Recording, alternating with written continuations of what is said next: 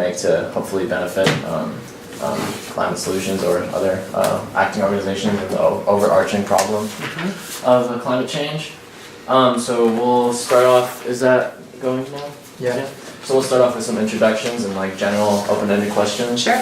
If you guys could introduce yourselves, your position and your responsibilities here at Climate Solutions. Maybe starting with John.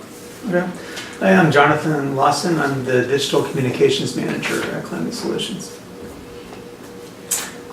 And then I'm Kimberly Larson, just to not get people confused, because we're not related, even though it could sound that way if you're from the East Coast. So I'm the Communications and Marketing Director, and so that means, just really thinking through all of the ways to build the organization's brand, but more importantly, how to really communicate effectively to the people that we need to move and to listen and to engage around climate.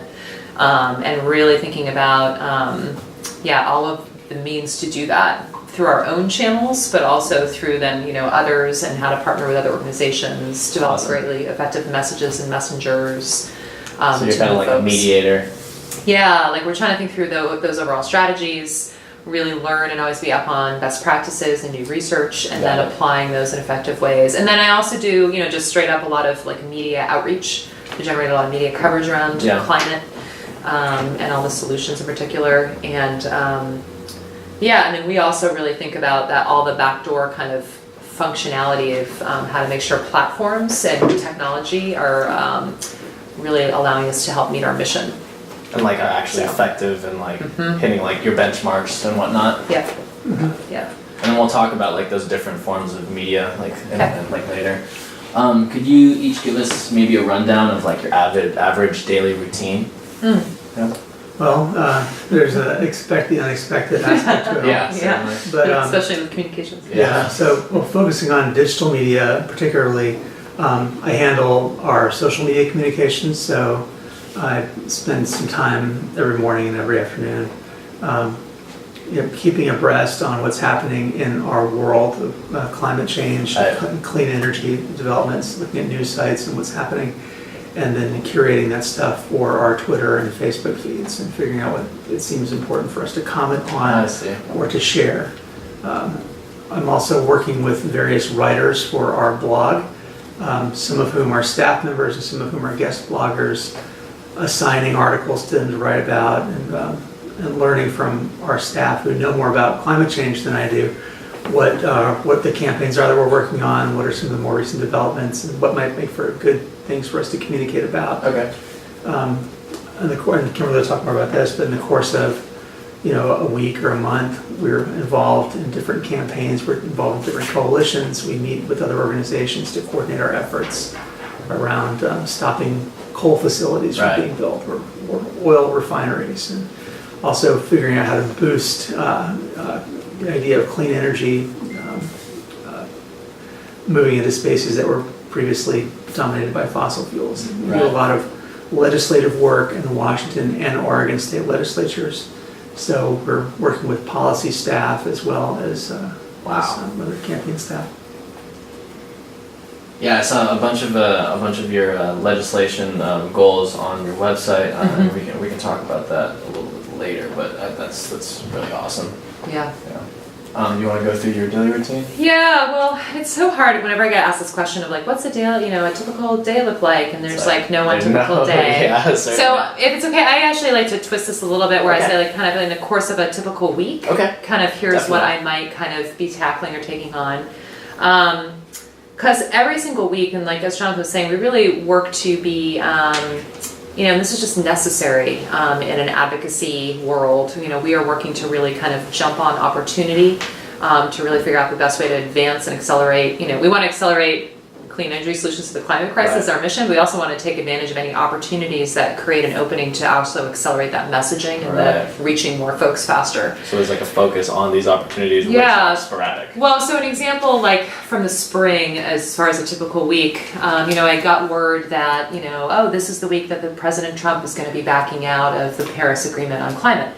So in that week, I worked, with our staff here, policy staff, to be like, okay, what is the message that we want to say? Because it's not going to be breaking news that we are really upset about this decision. Right. That's not new. Yeah.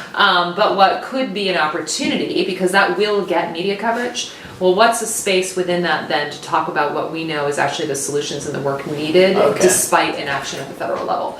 So we didn't want to just say like, oh, that sucks that Trump's doing that and that's bad and we need to, climate bad. Yeah. We wanted to really make sure we use that as an opportunity again to kind of what's a window to then reach. And we focus on the Northwest, but not to create kind of ecotopia here in this corner of the country, but we want to be really thinking about ways that we can be demonstrating success on the ground for then other places to really also take that and replicate it, create a ripple effect around the country, have impact beyond our kind of borders in the Northwest. So make it like a little bit like an example. Yeah. Yep. And so in that typical week, I spent a lot of time reaching out to the media. Then in response to that, we got some interest in actually then like, hey, would you all write an opinion piece for the Seattle Times? So we also worked on that same week and made sure that got placed. At the same time, Jonathan and I were then coordinating as far as like how do we want to get this out on Climate Solutions channels in addition to the press. So thinking through the best ways to package it up for our social media and the website and email communications, because we think about that and a lot of people still do use email and it's king as far as communications. Still oddly, we're in one of them.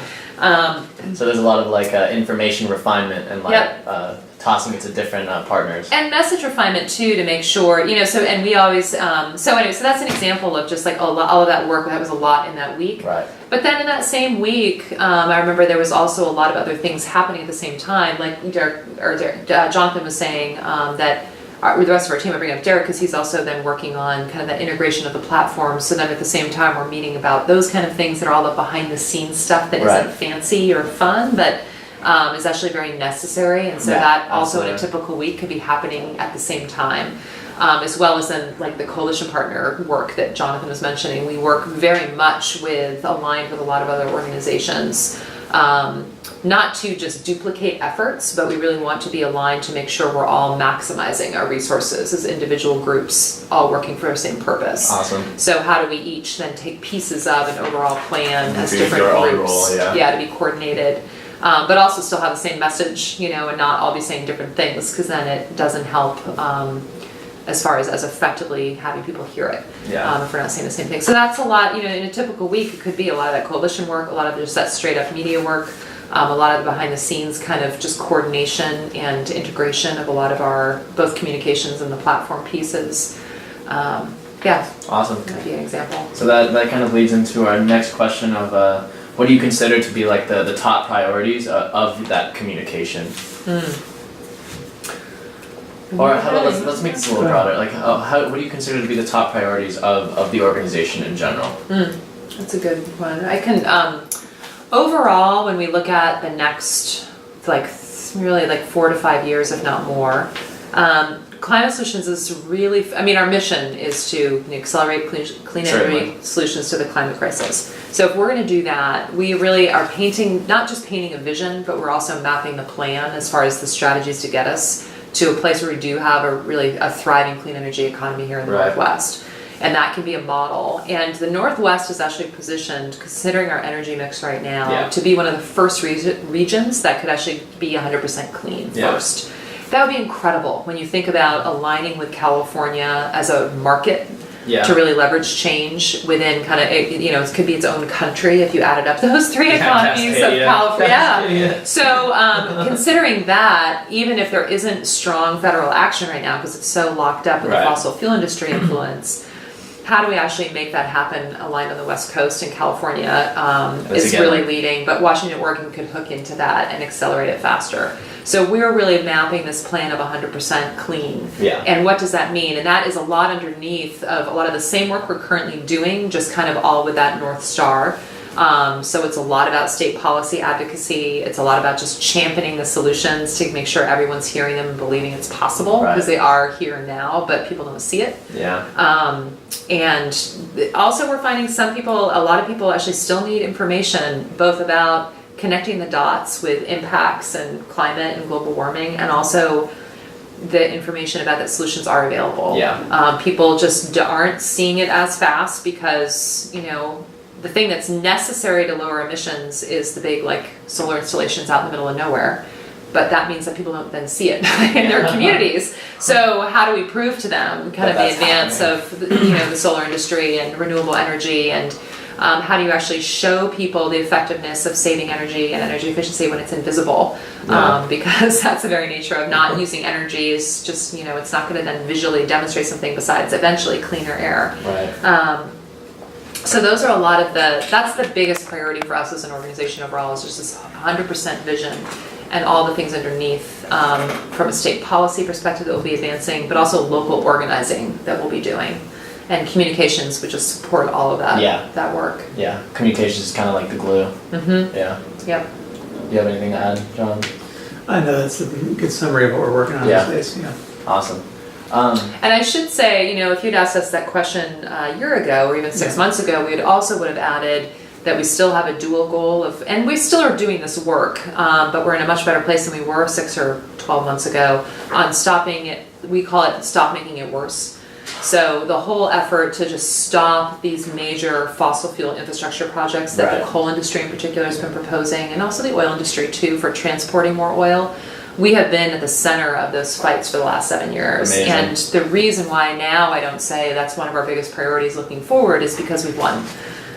We actually have, except for a little bit of possibility of coal, they're trying to push it out of BC, and we're aware that still has impacts here below the border. For the most part, all of the proposals are effectively dead that they've proposed. That's amazing. And it's incredible. That's amazing. So we no longer have to say it's one of our big priorities for the next year, because it's like we're good. So it's, but it took a lot.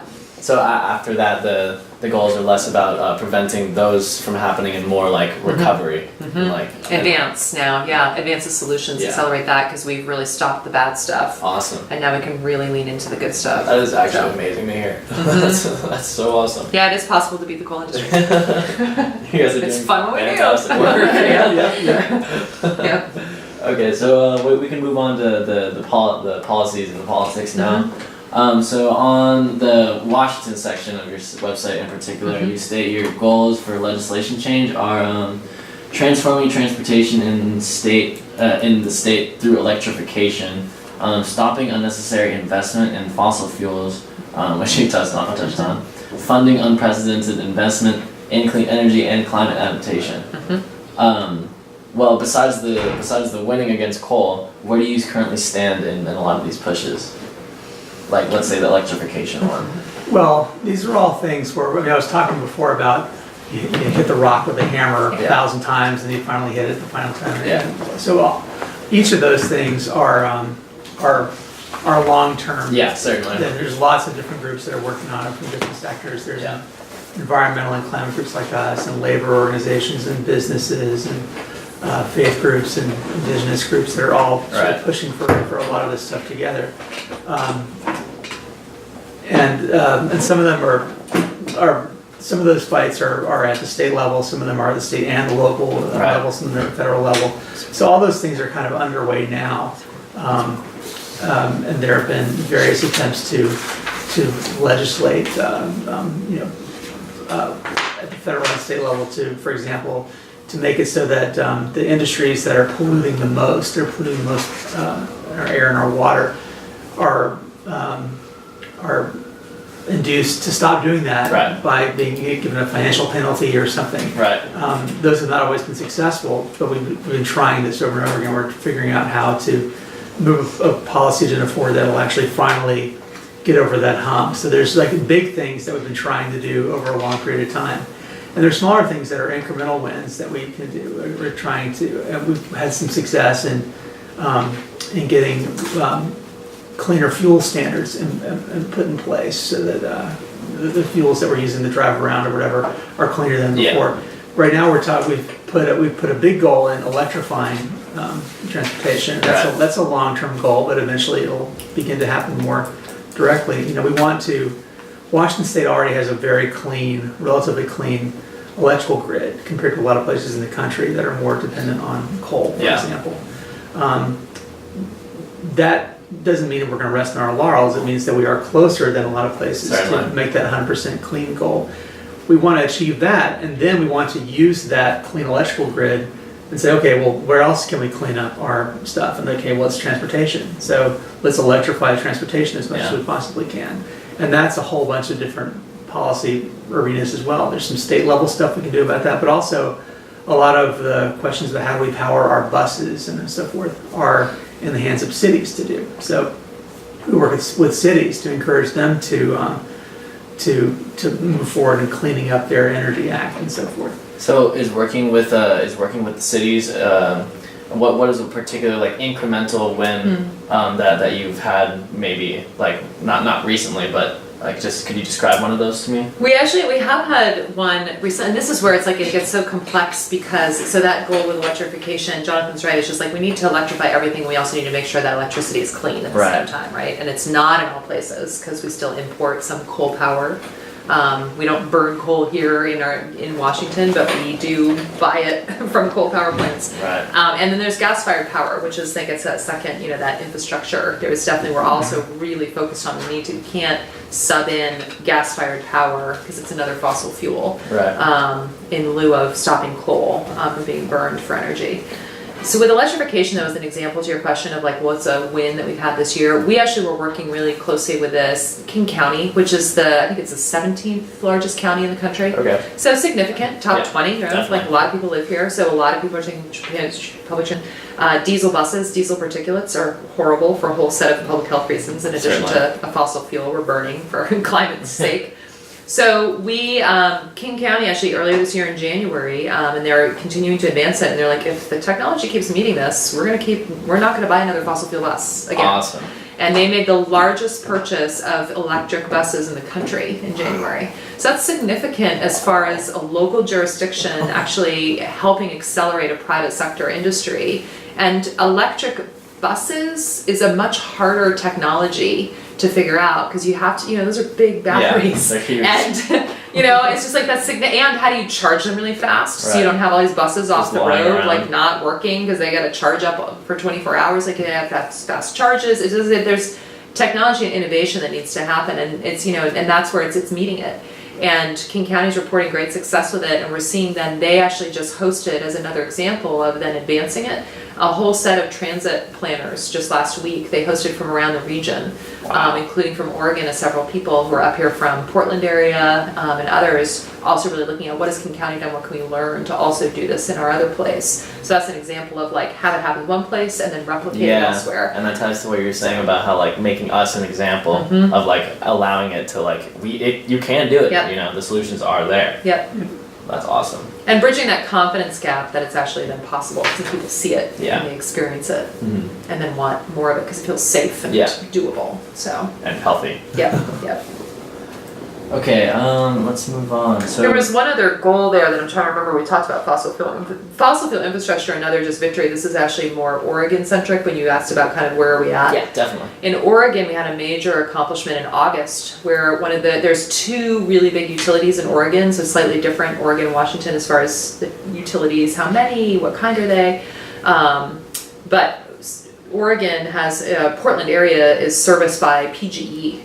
And they have to do planning, 10 years out of what do they need as far as the projections of population growth and energy demand and what are they going to need for more energy production down in the future. And they were looking at like, we're going to build another fossil fuel plant. We're going to build a gas-fired power plant. And then we're all like, no, you're not, actually. And a significant victory as far as no fossil fuel infrastructure was they decided that they're not. After Amazing. Climate Solutions and a number of other groups like going to all the hearings, generating public comments, creating a lot of pressure on them publicly, and they hate to look bad to their customers. They decided they're not going to go forward with that, Awesome. which was huge. Awesome. So awesome. And that's great because I was actually about to ask about Oregon, what you guys are doing over there too. Yep. Now we're gonna talk about some of your partners, possibly. So we saw you partnered with Stand Up to Oil and Power Pass Coal. What kind of work is communicated between you guys and them? Well, those are both coalitions for a particular purpose, which are described in their names. Yeah, certainly. Yeah, we're core partners in each one of those groups. So each one of those groups has a steering committee and a bunch of organizations that came together to form that on a kind of equal or shared basis. Right. And we're one of those organizations. Yeah. So we sort of work together with those groups. The PowerPass Coal Coalition sort of obviously was Yeah. working on stopping coal infrastructure from expanding, and we've had a lot of success with that. Yeah. Standard Oil Coalition is somewhat newer, but is along the same model, is trying to prevent new oil refinery and oil train traffic going through the state. Right. So those, as a coalition, the different functions of figuring out what the campaigns are going to look like, campaign targets, campaign communications are sort of handled by coalition. There's coalition staff that work on these things directly, and some of that is shared within our organizations as well. So I have a colleague who works at another one of the partner organizations who does a lot of the social media for Okay. the Standard Oil Coalition, and then that comes out under the Standard Oil Facebook feed or Twitter address or whatever. And then the other organizations, including us, are able to sort of pick that up and echo it and Awesome. have amplify that stuff through our different shared audiences.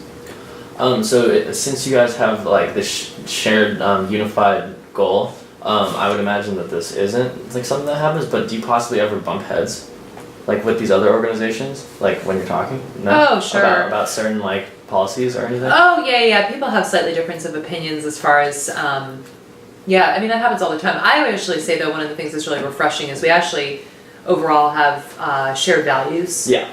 And there's deep agreement on that, and actually long-term relationships and trust over time as far as how we work together. So when that happens, it's able to actually pretty much, pretty easily, not always easily, not always perfectly, but for the most part get worked out. Okay, awesome. And sometimes it's difference of opinions and strategies, or targets of who should we go after for which thing. I think the coal export campaign is a great example of that, because when it started, there was a lot of different agencies that needed to issue different permits for any of those coal terminals to be built. So any one of them needed like over a dozen different permits from the county and the state and different state agencies and all these other things. It's just like, well, who should we go after? And there are different opinions as to whom.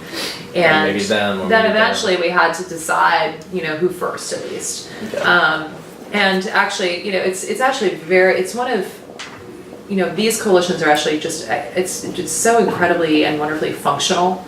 I have in my career, and Jonathan has too, worked in some pretty dysfunctional coalitions that can't agree, or they just, so you just kind of don't do anything. And that's definitely not the case with these. It's like really amazing. A lot of like trust and alignment. And that's awesome. Yeah, it's refreshing. My next question. So what kind of obstacles do you guys face in regards to digital communications? Yeah. Mm-hmm. Yeah, that's a good question. Well, one is measurability.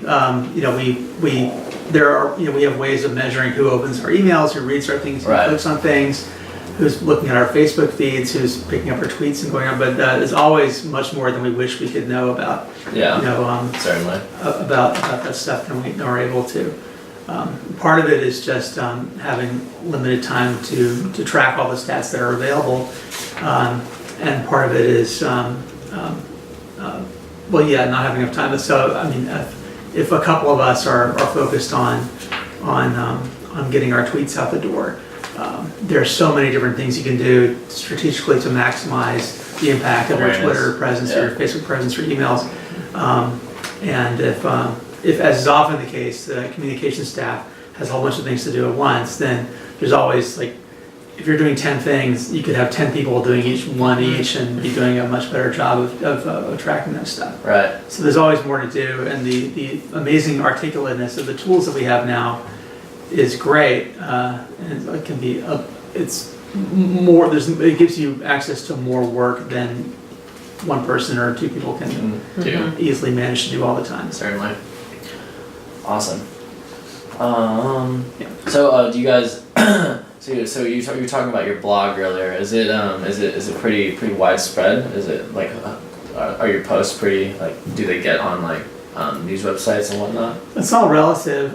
Mostly our model is that we have different kinds of communications. The blog itself is our sort of self-publishing platform where we're putting things out there. The site is functionally a news site. I mean, it's obviously a single organization's voice, or Right. whatever, but we're publishing things in a news feed. We put it out there as sort of like a news type site, and use our social media to promote that stuff. And hopefully, other organizations sometimes pick up our pieces and share them the way they would news articles. Right. So our readership depends on what it is and how popular things get through social media connections. And the readership of a particular article will range from a few dozen people to a few thousand people, Oh, okay. depending on the sort of community interest in the topic. And things will certainly pick up and sort of spread through social media like wildfire if there's interest in the topic, or if we're able to shoehorn one of our messages into a conversation that's already sort of on fire Right. out on the internet. And add like another big voice. We do sometimes work with other organizations or sometimes news sites to have a piece of ours cross-posted on the Huffington Post or on Common Dreams or some other kind of news site that expands the reach. We don't do a whole ton of that. We do that. And as far as getting our voices out there, there's a whole range of communication strategies besides the blog that Kimberly works on to get our thought leaders' voices out into the news and to the public eye in different ways. Out of curiosity, which platform do you guys see like the most, the loudest your voice is coming off of, like Twitter or Facebook or your blog? I think Facebook, there are some technical challenges with how Facebook has changed. I mean, they're always changing their algorithm. Everything. So yeah, It's constantly updated. It's so hard to. right. So it's sort of like, okay, what's the jujitsu move that you were going to try this week to make sure? Work my way into your screen. Yeah. Right. So so we're continually figuring that out. Yeah. We have a Facebook followership of about a little more than 35,000. Wow. And which is reasonably good size for an organization like ours. Definitely. Smaller than a lot of institutions have, and larger than many. And so we have that group of people that we can target with advertising money or whatever. Right. We want to get a message out quickly. Our Twitter universe is smaller but growing, and that's sort of an area that has a lot of promise, I think, because of the ability that you have to talk back and forth with people on an individual basis, and you can prod them very directly, and you have direct access to individual users on Twitter the way you don't in Facebook. So there's a lot of promise there. Awesome. The most reliable form of communication for us is, as Kimberly mentioned, email. Yeah. We have our list. These are people who have made a commitment to being in touch with us, and our stuff lands in their inbox. And they, It's like the most direct. Yeah. And the most, we know for sure that a certain percentage of them will always open it and read it, which is greater than with the social media. And I think that, we look at our channels and other organizations, it would be different as far as, if there was an organization really wanting to organize, like, I think like youth on climate, they might not do email at all, right? Yeah, exactly. And we still live there because our supporters are older, and it's like kind of the place they still actually often communicate, and we'll have, we have this bi-weekly news, curated news product that we get out over email, and it has a really great open rate, even though it's a small list. So it's interesting that that's where our audience continues to play and be and get information, and so we know that it's worth continuing to invest there. But the Facebook audience in particular has really grown in the last couple of years, like significantally. I mean, when I started here 7 years ago, it was at 800 people. Wow. As a comparative. It's like huge now. Yeah. We were barely on Twitter, I think, if anything. I mean, we were, but I don't even remember what it was. So it's just like, Jonathan's really just grown that audience, especially in the last few years. It's been amazing. Us millennials are growing up. Yeah. And then the other thing is, we're always trying to think through, well, where else, is it appropriate? But then we try to stop and not just like follow the shiny object, because sometimes people are like, oh my God, this hot new thing, you should all like get on Instagram. It's like, well, hold on. Yeah. Are the growing audience on Instagram where we think we can actually also communicate in a valuable way? So then yes. Yeah. Or no. So an example where we've just kind of continued to not bother, although I'd really love to figure it out if it's possible, is is LinkedIn. Oh, So okay. everybody has a LinkedIn profile, right? Like it's a kind of weird thing where it's like this obligatory thing, Yeah. and people are there, but it's mostly when they're looking for jobs. Yeah. But we were for a while trying to think through, because we engage a lot of business leaders, is there a path to use that? Because it is kind of a business space and a formal, kind of more work environment space. And sometimes Facebook or Twitter, like if we were engaging local public officials or the staff of city governments, they're actually sometimes blocked from being on Facebook at work, Wow. right? So it's just like, well, we can't communicate with them that way then So I if we guess want, could that's try what we want to reach. LinkedIn, but no So we one had checks a LinkedIn. program, New Energy Cities, a few years ago, where that audience was primarily those city practitioners. So we actually purposely decided to actually not do Facebook with them because we're like, it's going to be a hindrance, not a helpful thing. So we're always trying to think through, is there something else in addition or instead that would Right. matter more for reaching who we need to?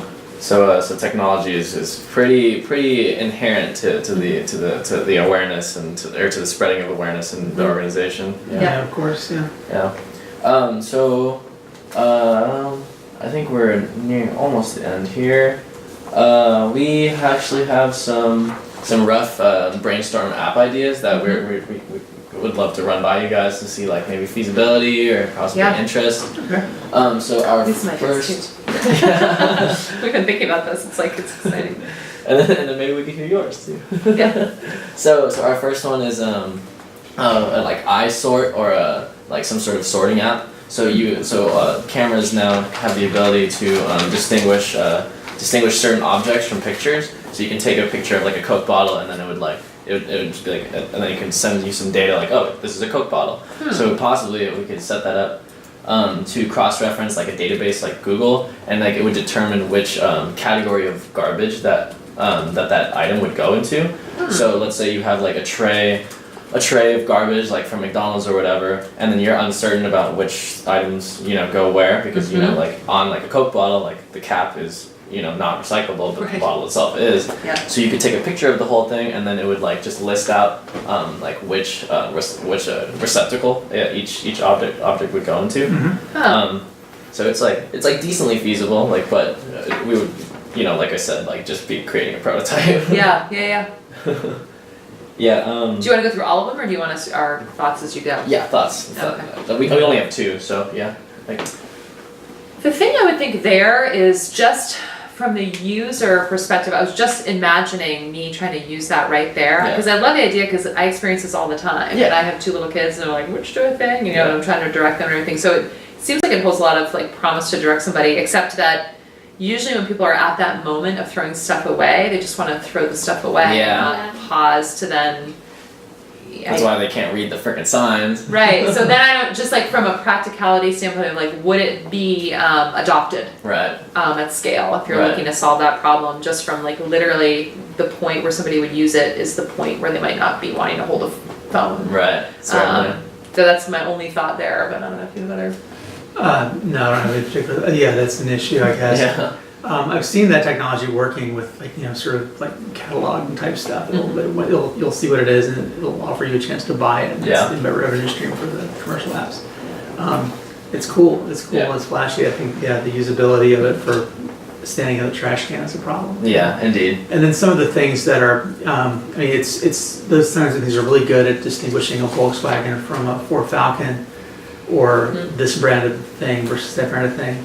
But if something is a piece of trash, it's going to be a bottle, would be good, a bottle cap. But then, a piece of material, how is it going to know? It's a cloth versus a piece of paper. Yeah. Well, or what happens like at Pagliacci's, I don't know if you all go there, like all of our stuff is compostable. Right. Which my son loves, this is, he gets that concept, he's like, this is so cool, I don't have to put anything in the garbage. Like, no, it's all, but it's a plastic, fountain drink thing, right? But it's compostable plastic. Yeah, so would how could you tell the difference as far as the material it's made out of, not just the shape of the object? Yeah, cool tech for sure. Yeah. Okay. Taco Time does that too. Yeah. Really? Yeah. Alright, so, and then our last one is My Waste and I, or My Footprint and I. So it's a daily use app, which sends you notifications to remind you to log your garbage intake or consumption rather, your showers, your drives, And then eventually it would get like an average for those things for your daily usage of that. And then like at the end of the day or at the end of the year, it would give you like a feasible or like a feasible number, like a carbon footprint number, or something similar. And then it would give you like the average carbon footprint number of like the other people using the app, and like kind of make it like a social app, like almost like leaderboards, like a competition, maybe gamify it. Yeah. So and then we think that it would promote like less waste and more awareness about like what your effect is on the environment. Does it send out an electric shock if you do the wrong thing? Just spikes out your phone. Yeah, exactly. You drove too much. Before your phone dies, it sends you a reminder of what you should do with it once it actually dies. Yeah, exactly. Yeah. Don't forget to recycle me. It's something like people definitely, not everyone. So it'd be interesting to know, like, for your intended audience or user for that. There is a slice of folks who are very compelled. It's actually the people who, like, when we think about the spectrum of people on climate, it's not just that there's not two groups, right? Yeah. There's not just the people who believe it's happening and then the people who just deny it. It's very much more complex as far as where people are at on the spectrum. And but there are a set of people who like totally believe this is a problem and totally believe we can solve it. And they're very motivated by a lot of the kind of the individual lifestyle choices. And then from our point of view, we don't put a lot of resources into this individual like lifestyle changes, simply because in order to actually have it make a difference as far as emissions reductions, you have to scale it to have everyone doing that so fast. So you could imagine this could be a way to try to scale it faster, right? Like, so it's like changing one light bulb is not going to solve the global warming problem in this world. But if you could scale it enough, then it could actually lower energy use much more broadly. So is there a kind of the competitiveness? I read something, there was something with utility bills where it's the same kind of thing where neighbors would get their utility bill and they'd read it, and then they also would see a comparative of their neighbors and how much energy their neighbor was using, and then they would feel all competitive and proud. And so especially if it's a reward system, not a guilt system. Yeah, indeed. Because who wants an app reminding them how crappy their behavior is, right? Like, we made it feel You're worse wasting today so than I already much. do. Right? Like, well, we're already feeling so bad about our actions. The only other thing with individual action that I always throw caution to is like, I don't want people as individuals, and the oil industry tries to actually further this tension, to think that they are the enemy. Okay. So that's the only thing there. That's a great way to think. Yeah, but it's so as an example, because we're always just like, with like electrify or whatever, like the oil industry tries to flip it. Well, it's like, well, we all drive, so I guess you're the enemy too. And it's just like, no. It's like the fossil fuel industry who's like furthering our reliance on this infrastructure, not the individual who then has to make that choice within that infrastructure that exists, right? Like, we just have our lives, and we shouldn't then, but we can also make choices within that if we're capable financially and to make a different choice, and we should also do that. So you want to have both. But you shouldn't try to like shoulder all the weight, like thinking that it's like like your fault or something. Right. Yeah. Right. There's different within the context of the climate is warming. Yeah. It's bad, and we humans are responsible for a ton of it. There's different ways of looking at that responsibility, and therefore different ways of addressing it. We use an image a lot in an analytical tool called the carbon wedge analysis, which is like it's a time graph, and it's sort of like there's a line that's like from here to 50 years from now, here's the carbon emissions that are going to send us to planet toast, going up like this if we do nothing different. Here's another line that's where we need to go. We need to make the emissions go down. Okay, so there's this whole space in between there. That's the carbon wedge. So if everybody were suddenly to start recycling and using efficient bulbs, then that might close up part of that gap. And there are a bunch of different things. Like if everyone switched to EV cars, that would be a certain amount. If we switched over all our gas power or potential gas power to wind and solar and renewables, that would take up a big chunk of it. If we made our buildings more efficient, that would take up a chunk of it. So there are all these solutions. And when you look at what the solutions are, you say, okay, what would have to happen for each one of these things to happen? Some of them are personal choice. A lot of them have to do with personal choice. Right. But more of them, more of that distance to close that distance between the bottom and the top of the wedge is things that are decisions that are made at the level of policy. Right. Right? So then you're not talking about somebody changing their personal habits and slapping themselves on the wrist to do something different themselves. You're talking about getting people to have conversations about the importance of this and to make climate change a personal issue for them and make it be something that they feel like, one, it's important enough for them to prioritize getting something done about it, and two, to feel like they actually can. Yeah. They can do something about it together. That there's a way that they can figure out with other people how to organize and how to take action to make the change that is necessary to close that wedge. Right. So that problem is something that we're pretty focused on. The problem of how do we get people to have more conversations about climate change and clean energy in a way that increases their sense of urgency and increases their sense of agency. Yeah. Urgency and agency together, so that it's important and they can't put it down. It's super important. They're going to talk to everybody about it. They're going to talk on social media about it. They're going to talk to your friends about it. And the idea that, yeah, we can do something about this. Yeah. Awesome. Thank you guys so much. That was an amazing conversation. Like, I personally learned so much. It's our job. Yeah, that is definitely, just to add to Jonathan, something that we've been thinking a lot more intentionally about. Because when you look at just the statistics, I should send you guys, I mean, you have everyone's email. Yeah. Right? Yeah. Or, I don't know. Yeah, we have a I have brief some. There is Yeah, just yeah, like, I mean, you could actually go down a rabbit hole and then you wouldn't get any of your coursework done if you were like going like in all this research. But one of the things that's just really interesting is this disconnect. A majority of Americans believe global warming is happening. Yeah. Now, there's less people that believe humans cause it. That's a problem, right? But still a majority overall think that it's happening and we're creating the problem. And that's important because then the solutions are like humans need to change what we're doing if we think we're causing it. So that's an important link. But if a majority of people know it's happening, a majority of people are worried about it too. That was another like thing that they've looked at. But there's way, way, way less likelihood, and it's like a huge gap on the likelihood to talk about it. But Right. then we see these direct correlations that research has shown, like if people, and also people are far more likely to take action to stop global warming and want to cut pollution and call for that if they also see a personal link of how they're going to be personally impacted. So there's also a very low belief that people are going to be personally impacted. So they're very Right. worried about a problem that they don't think is going to personally impact them. Yeah. So if you can actually increase, now you don't want to freak people out, right? Because global warming also creates very much an anxiety that I think is a challenge. But can you do it in the right way? So more people are talking about it, so more people are drawing that personal connection of they could be impacted or they are now, or a family member or friend is, because a lot of people live in California, Texas, or Florida, right? We've had hurricanes and fires. Right. So there's a lot of personal connection maybe.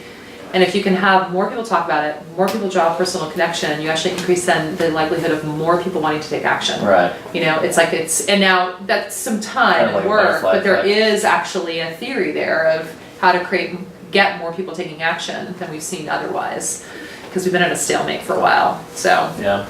Yeah, it's pretty cool data backs up all this stuff. It's pretty great. So yeah, I mean, so thinking about what would a cool tool be? what kind of a problem would it solve?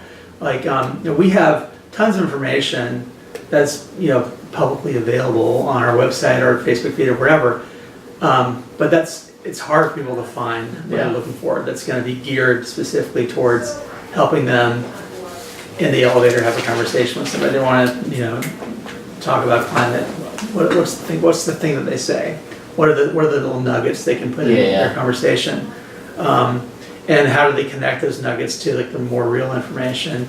And then once they have a piece of information that seems like I want to put this into a conversation, how do I share that with my own electronic audiences? So maybe like an app that has like all of that information like neatly packaged up, and like stuff that's like particularly interesting and like, I don't know, sends you notifications here and there about like stuff that's happening. Right, we're these thinking days. about this. Like, I found this really interesting website. It's just like how not to talk to your uncle about climate change and Thanksgiving and how to talk about it. It was really interesting. Actually, like both of them like, oh, this actually makes a lot of sense. We should send you guys this link. So then I was thinking about it with John. I was just like, okay, so if I were actually at a Thanksgiving holiday and I had a relative who actually seems like, you know, a little bit disbelieving, but I want to go, and I'm not going to try to, I am also in Climate Solutions does not put any energy or resources in trying to flip people who are deniers. Right. It's just not worth it. yeah. We have an earth on fire. Like, let's not actually spend time trying to get a small percentage of people who are never going to probably move to Yeah. turn. When we have so much in the middle, you know, if you think about that spectrum again, Right. there's a lot of people who are actually more moderate, just not sure, like, Yeah.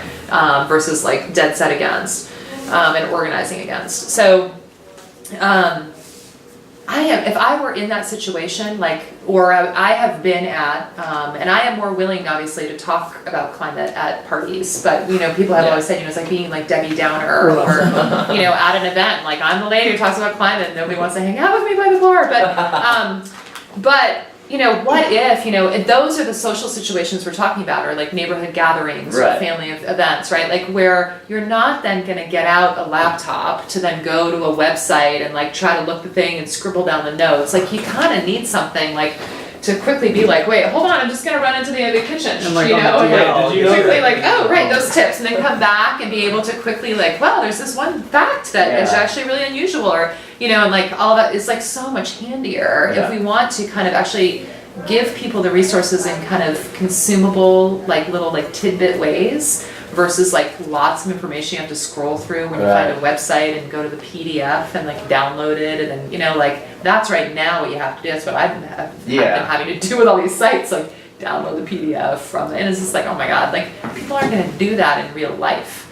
So what could that look like? Yeah. So like maybe an app that's like, hey, like, did you guys know that the tide just raised a quarter of a millimeter a second ago? You know? Yeah, yeah, or like, you know, the fact there's the surprising facts. Like it turns out, like kind of will cut through the noise. So it's just like, you know, the solar industry employs more people than the coal industry now in this country. Wow. It's incredible. That's awesome. Just like, oh yeah, there is hope. Yeah. Like that is actually, that's a fact. Yeah. And we're hearing, you know, that like, you know, that.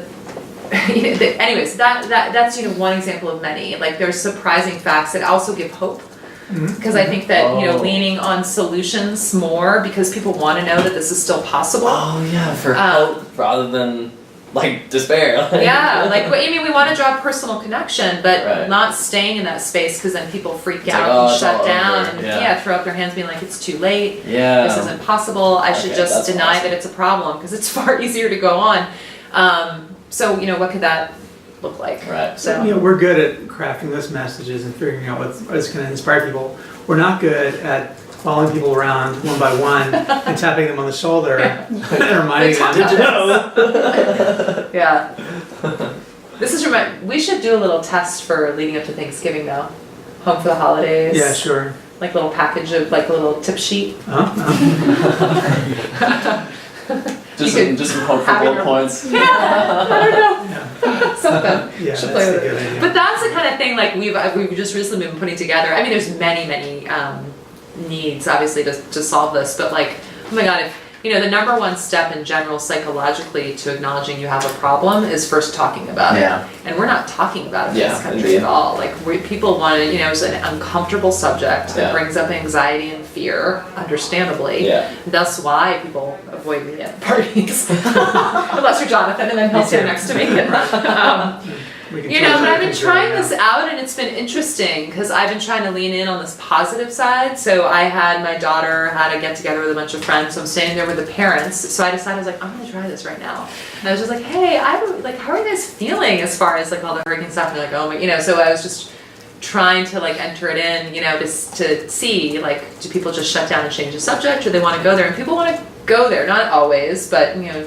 Has to be the right time and the right way, but it's interesting to play with it and see if, you know, Yeah, the softer oftentimes, support folks are willing. I don't know if you have the same, I often notice when people are already very concerned about climate, they know a lot. They know a lot of what's missing is the, so what? How do Yeah. I, you know, they have Right. they have Like, what They can I do acknowledge- about it? They may have the urgency, Yeah. but it just may seem like, I don't know what to do about this. Right. Yeah, It's like- a really good friend of mine, she works on homelessness and talked about another issue that's just like, oh my God, could we ever Yeah. fix this? Definitely. And so she and I were comparing notes about working in those spaces and feeling like both are so dire, like, can you ever solve this problem? And she's like, but I have to tell you, she's like, on climate, I really don't think so, whatever. I was like, no, there's actually, it's closing really fast, but there is still a window where we can solve this. I mean, impacts are baked in for sure to a degree at this point, considering we haven't done what we need, but it's actually not it's not over. Yeah. There's still a window of time, there's still a possibility of actually, and we have the solutions that we know we need if we just accelerate them and scale them fast enough. This is still possible. And when I said, she's like, oh my God, this is so like relief, it's such a relief to hear. I remember she was just like, you know, and that kind of a message isn't out there enough. We don't want to be Pollyannish and being like, it's okay, you know, because also that, I think people will be like, no, it's not, you know, that doesn't You're seem wrong. real, like you seem like you're, you know, on drugs and like wanting to just believe that it's all gonna be okay. It's not necessarily all gonna be Yeah. okay. Not No, we without have action. a real serious problem, and it's Yeah. like that kind of more determined hopefulness versus just kind of, you know, just like falsely positive. Right. I think actually like resonates with people, and they want to hear that to know that it's still we can still do this. Yeah. There are still So. climate solutions. Yeah. Bam, mic drop. Yeah, very nicely done. Anyways, we can keep going and going, but that was some of what we've been thinking about. Yeah, that was amazing, you guys. Thank you. Yeah. We got some Thanks for lunch. taking the And time. hopefully we've given you a little hope today. Yeah. A little dose of hope at the end of the week when the fires are raging in California. my Yeah. God. Oh yeah, saw about it. Yeah, that is unfortunate. But here's another quick example, as a quick aside on that, like say that, you know, everyone's talking about the fires right now. I just sent Jonathan this article I saw from a year ago. National Academy of Sciences did a Oh, yeah. study, and half of all forest fires can be attributed to climate change. Wow. You know, so we actually have like, so just being able to say that, Yeah. and somebody's like, yeah, but are these fires really, you know, like, well, actually, yeah, Yeah, half yeah. of them. You know, you can't say any one is necessarily, but we're seeing that half of them in this country, it is And true. like they're noticeably more. Yeah. You know. So then you have a little tidbit fact That- from a reliable source, that and then you can supports. actually, yeah, and then you can just pivot to, you know, and here's how we can then try to solve it. So. Yeah. Yep. Awesome. So what's your guys' next step? Yeah, so we're going to be presenting. What is our next step? We're We gonna be, create a draft for our idea. Yeah, our ideas. Each of us Yeah. gonna do that. and then we'll be using the interviews as documentation and support for it. And then we'll also be in that presentation. We're going to be showing a little tidbit of the interview itself. Nice. Yeah, as well. So hopefully we'll give a little hope to our Right. us as That's well. right. Yeah. Also, will we be able to interview you again within the fall time?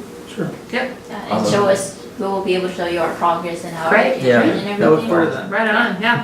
Yeah. Just let us know a little bit ahead because we sometimes have meetings. Yeah. Yeah. Definitely. No, Yeah. we'll keep in touch Yeah. for sure. Yeah. If you want to send us that information packet over there. Yeah, there are a that'd be cool couple too. of links. I mean, we will try not to. There's two websites in particular around this kind of having conversations more effectively. Yeah. That I think are really interesting. And again, like Jonathan's point of like, how do you quickly find Yeah. that instead of having to dig and download, Right. instead have it at actually- your fingertips. I was actually thinking that could be our app. Like that conversation part is really important, especially since like our ideas, like you said, there's a lot of issues with users, like thinking that it's their individual fault instead of just having like people think that they're adding towards it because it's not really doing much unless it's scalable. So Yeah. I think that conversation might Yep. drive our project. Yep. Right on. Well, let us know what other questions you have as Yeah, you put this together. It's definitely. exciting. You guys are wanting to focus on climate. Yeah. Yeah. Yeah. Right on.